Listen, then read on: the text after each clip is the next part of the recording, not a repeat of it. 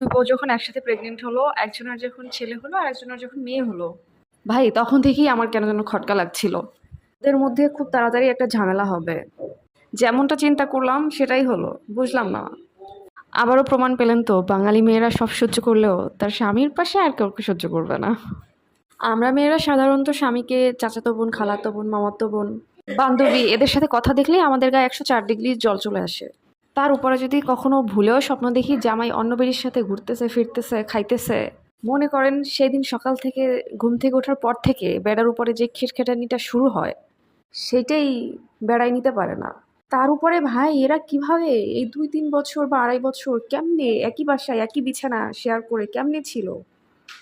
এরা আসলে হয়তো এতদিন মানুষকে দেখানো সুখ দেখাইছে বা হয়তো ভিউ ব্যবসার জন্য, এর বাইরে আর কিছুই না।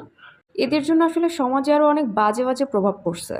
যাই হোক, এখন হয়তো তারা এই জন্য এই ডিসিশনে আসছে যে তারা আর একসাথে থাকবে না বা কিছু, জানি না। অন্য কারোর সংসার নিয়ে কথা বলা উচিতও না, তারপরেও এরা যেভাবে মানুষকে বা সমাজে যে বাজে একটা প্রভাব ফালাইছে।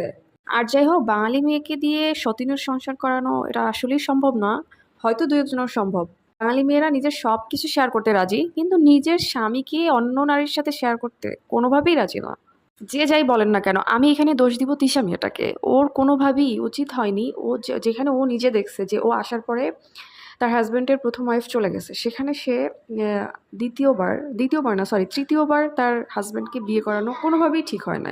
এখন তো শুনতেছি সে নাকি বিয়ে করে নাই, আগে তো বলছে সে করাইছে, এখন তো শুনতেছি তার হাজবেন্ড নাকি বিয়ে করছে।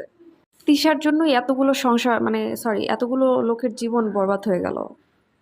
আমার মনে হয় তিশা হয়তো ভালো সাজতে চেয়েছিল যে সে আসার পরে তার বড় ওয়াইফ চলে গেছে, এখানে তার কোনো দোষ নাই, দোষ হচ্ছে তার বড় বউয়ের। সে ভালো সাজার জন্যই এই আঁখি মেয়েটার জীবনটা নষ্ট করলো আর কি। সব থেকে খারাপ লাগছে এই 3টা সংসারে 3টা বাচ্চা।